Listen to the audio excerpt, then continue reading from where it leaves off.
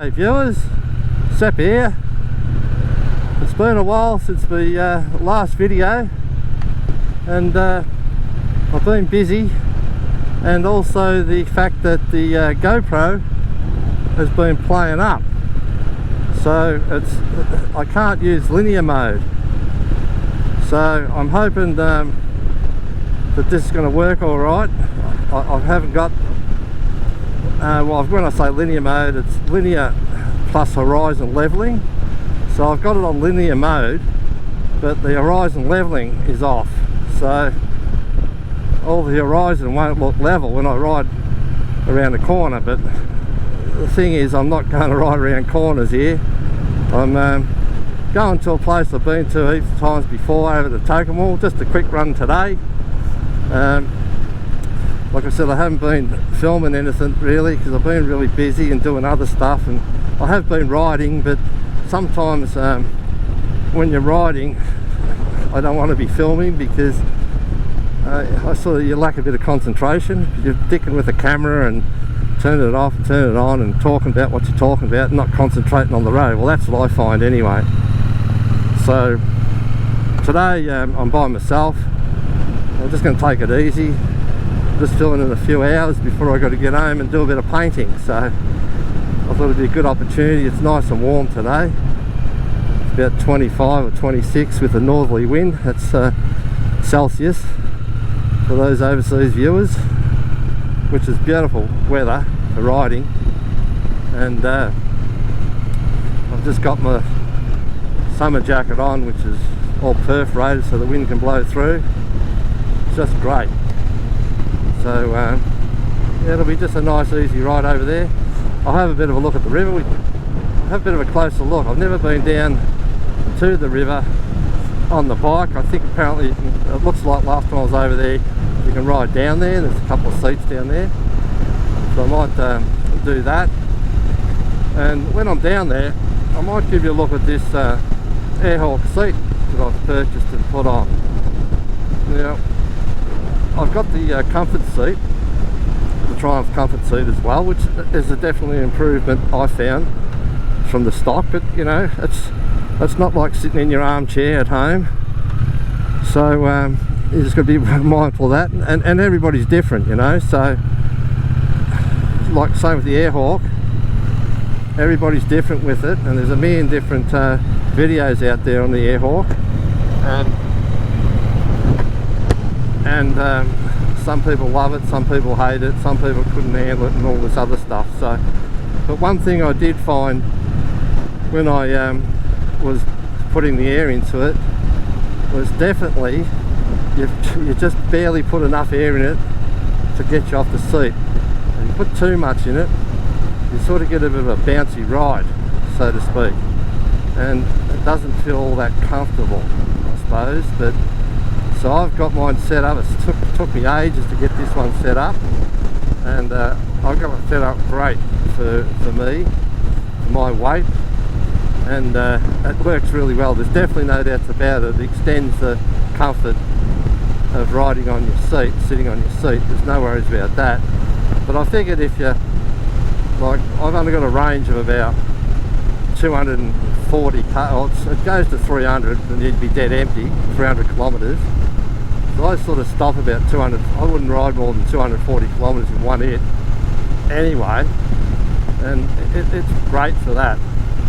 Then you sort of got to get off and fuel up anyway, then you start all over again. So I've definitely found, for me, it's definitely extended for comfort, and I suppose the kilometres you could probably do without having to worry about pulling up. So there's no worries about that. But I'll get it out and I'll show you a little bit with it. I've got the R version, which has a cutaway at the front. And the original one I had, which was one that was given to me to try, was like 15 years old. It was quite a big unit, and the little, I suppose the bladder that you pump up, and you only do that by mouth. That was a lot bigger than the one I've got, and it was just too big for my seat, for me, my body size, I suppose, and it created other issues around comfort. But when I get over there, I'll have a look at it. I'll see if we can find something to pull up that's not in the main street. Get down by the river with a bit of luck, and we might get it out and we'll have a look about it. Have a look at it and just see what you think. You get a bit of an idea if you're looking at one.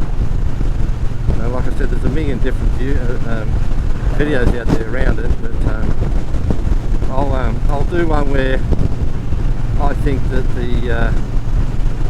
some of the stuff that I've read or I've seen, it just doesn't show in the videos, so I might cover a couple of things there. So but anyway, when I get to Barooga, I'll switch it back on, and then we'll head off over to Toke. Touchdown Barooga. It's only a small place on the river. I think I've come through here before and done a video on this place and a few of the others we've been through, so it's a pretty quiet little place. Alright, well, just up here a bit further I'm going to get back on the highway, so I won't bore you with all this along here, so I'll switch it back off and we'll get back on when we get to Tokemall. Touchdown Tokemall.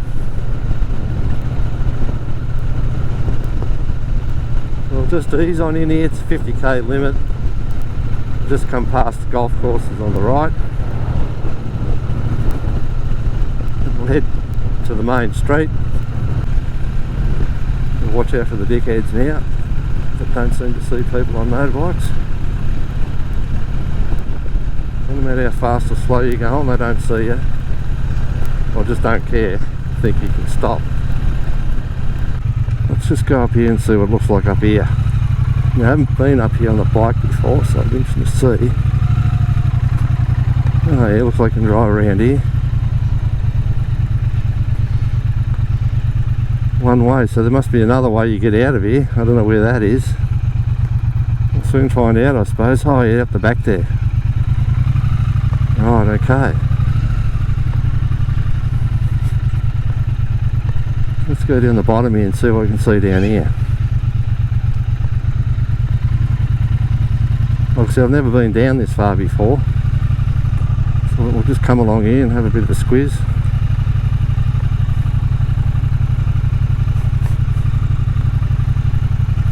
Just go around here.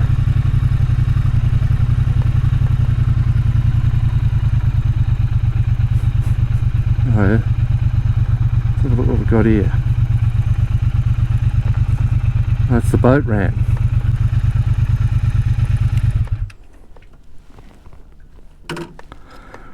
Alright, we'll get off and give you a look. So here we are here at Tokemall. This is the main boat ramp. I'm walking out on this thing here, which I never have before, and it's floating. So obviously with the river levels, this thing's going to float up and down. It's a pretty good idea. You can probably see it all moving when I walk on it. That's instant. So it's a really popular spot, as you can see. If you look over the other side of that embankment, there's a couple of caravans and that already. It's a nice big sandbar here, and you've got a convenience for all the shops just over the back here where I just came through. So you can just top up all your supplies. It's just such a nice location here. So there's the Murray River. At the moment there's hardly anybody here. It's a nice day, it's just great. It's probably the best time. You can get a bit cold overnight, but that's okay. It's good for sleeping. So those of you that hadn't seen my bike before, I better show you that as well. So here it is here. 2025 model Triumph Bonneville T120. I've got a few of the extras on it. Panniers, got a centre stand, the bar end mirrors because I couldn't see with the originals, pack rack at the back. I've also got the small screen at the front. Well, when I say small, it's they call it the touring screen. It's the original Triumph screen. There's a small one and a larger one. What else is there? I've changed a couple of the covers on the sides there, as you can see. These ones, this one and this one down here, just as I reckon they look a bit nicer. Same on the other side. And the other thing is I've got the Icon shocks, which I've done a video on them before, so you can sort of see them in there. So they've been specially made to my weight. They've also got rebound on them and preload. So I've got the preload on basically 0. I don't have any preload on those. They're triple rated, so they absorb the bumps really well, and they actually work because they don't have preload on. So, which is really good. Great bike. It's just, you know, I'm just so glad I got this one, not the one I was looking at originally. So, but while we're here, we may as well have a look at this Airhawk. You can see it there on the seat. You know, I know a lot of you are going to say, well, they look crap, I don't want that on my bike, but when you become an old bloke like me, you don't worry about that sort of stuff. What you worry about is something comfortable. And this Bonneville is a nice, comfortable bike. It's probably not as good as your 1300 or 1250 GS adventure bikes, but I don't want anything like that. It's too tall for my liking. And they're too top heavy. They hold 25 litres of fuel. This holds 14.5. All the weight's down low. It's got the high torque engine, which is the 1200 high torque engine, which has got heaps of grunt down low, 105 newton meters. So, just can't complain. It's just a really nice bike. But anyway, getting onto the Airhawk. So here it is here. This is just the other side. And what I'll do is I'll pull it out for you and show you what the bladder looks like, because that's very interesting, that. So as you can see, if that dog starts barking, you'll be able to hear the bladder. But it's pretty much flat there. It's just got a little bit of air in it. It's not pumped up hard. So the idea is, I'll swap back onto the GoPro in a minute because I'm holding the phone at the moment. So that way I can use both hands on this. But to give you a bit of an idea, it just zips up. And then here's the bladder. And there's a little valve there on the side, which you just put a bit of air in when you to blow it up. It's just to undo that, just turn it, a bit of air in it, and then turn it back up. So if you notice the shape of this one, actually I might be able to continue with the phone. See, it's got a cutout here. Some of them don't have the cutout. This is what they call the R version. It's only new.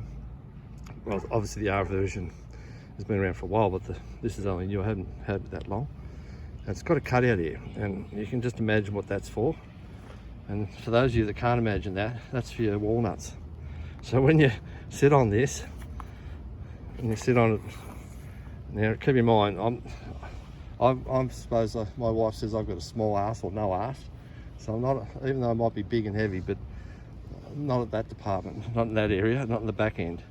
I'm slim in that area, so this seat suits me, and that's why the Bonneville seat suits me as well. I don't need a big wide thing. But what I did do is I got the R version because of this cutout. So I've also tried a different version of this, a 15-year-old version, which is quite different and straight through. It was much bigger than this, it was much longer. It wasn't designed for this bike, but it gave me a bit of an idea what I reckon I'd be better off with. Now this particular one is a little bit bigger than the one that's, I suppose, that Airhawk say should be on this bike. The original one, if you go onto the website, you can have a look at them, and they tell you put in your bike, your model, and they'll give you the idea of, and then what you can do is then they have a recommendation of what fits your bike. Now what fits my bike, this one, if I follow their guidelines, it's exactly the same length this way, but not as wide. So the one for my bike apparently finishes right on the edge. When you measure it, it's right about here. So it's on the edge of the bike. So right there and right there. Now I didn't like that idea because I was a bit worried about being able to feel the edge of it. There is an edge there, and I didn't want to be feeling that on the edge when I'm sitting on it. So I went with the slightly wider one, which, like I said, it's not the one that's recommended for this. It is lengthwise, but not widthwise. They recommend a more narrower one. So, but I didn't like that idea. I figured this one will be better, and this is great. I'm really happy with this. So with the bladder, I'll just whip it out so you can have a bit of a look at it. It's pretty simple. So there it is there. So You can see it's got a distinct line down the middle where there's no, I suppose, none of these cushions, and it's cut out at the back there a little bit. I don't know why that's cut out, but obviously it's to help in the comfort of the bone that runs through underneath here. It sort of separates it, but you can sort of, it sort of gives you that little bit of an area there where it can sit in. But you can see how flat this is. Well, they're all interconnected, obviously, but you can see how much air's in there. There's just hardly any air there at all. You can see it moving around when I push down on it. And that's how it has to be for me. Now, everybody's different. I said it's only a lightweight thing. Apparently, if you buy these after 2018, they've got a lifetime warranty, so they won't burst or come apart, they reckon, for a lifetime of it. So I don't know what that means. I don't know what the go is with that, but that's just what they say. So I don't know about if you get a hole in it, by accident, how that works, but that's sort of what they say, lifetime warranty on the bladder, but not on the material here. This is, I think 6 or 12 months, I can't remember off the top of my head. It's all on their website if you go on the website. And I just bought this through the website. So anyway, that gives you an idea what it's like. You see hardly anything. I hardly got any air in there at all, and that's how you need to have it. There's no worries about that. So I'll put that in with 2 hands, saves you watching that. So the other thing, I suppose, the way they connect to your seat, it's pretty straightforward. There's an adjustable strap, you can see it in here. That's just a clip, it clips over to the strap. There's a loop on the actual Airhawk. Then the straps go underneath the seat, and then it clips on this way here, just in there. So there's 2 of them, there's one there. I've got it crossed over, crisscrossed, or you can have them straight across. It just depends on your seat arrangement underneath. So that's just how I've got mine mounted. And it's non-slip the back here. This is a really non-slips type of material. It's really sort of tacky. When I say tacky, it's not sticky, but it really grips well, so it doesn't slide around or move around on the seat. Really, the straps are just to hold it so it doesn't fly off if you as you're getting on and off it. I figured that's all that's there for, because if you're sitting on it without the straps on, it wouldn't go anywhere anyway. So that's that bit. So there you go. That's my GoPro setup anyway. For those of you that might want to know that, that's the media mod. I've got one of these microphones because the GoPro 10 doesn't support Bluetooth connection with, say, a DJI microphone, a Bluetooth one. It doesn't support that, so I've got to run one of these little tiny microphones. I just throw it up underneath my buff and talk that way. So that's all it is. I don't have the I suppose this rubber mounted sort of one like that. That's my phone on that one. There's that rubber mounting thing to give a bit of help absorb the vibration. But this one doesn't have it. This is just a rigid thing. It just moves. It does move around a bit. It's on a swivel as well. So I'll show you that. That's just pretty much just swiveled around like that. And I just tuck all the wires into this thing here, and I can just take that on and off. It's just got an elastic strap here, so it keeps it all neat and tidy, and I can travel along without the wind blowing it off everywhere. And also I've got it mounted so it sits behind the screen, and the idea of that is to stop the bugs and crap hitting the lens when I'm riding, and I won't know whether it's all blurry, the video you see, and I might have half an hour's worth of video that could be all blurry, which would be a real pain. So I set it behind the screen. If I try and set it above the screen, not only do I get the bugs, but it's really hard because of the wind blast. It's sometimes I've still got to have this set up, and I can turn it up, but you sort of got that big wind blast on it as well. So, which is a bit harder with the with the noise side of it. So anyway, so that's the setup. That's the bike. Great bike. Really like it. I'm glad I got it. Looks great. I like the chrome side of it. Of course, a lot of people like the black, but I certainly like this one, and it suits me down the ground.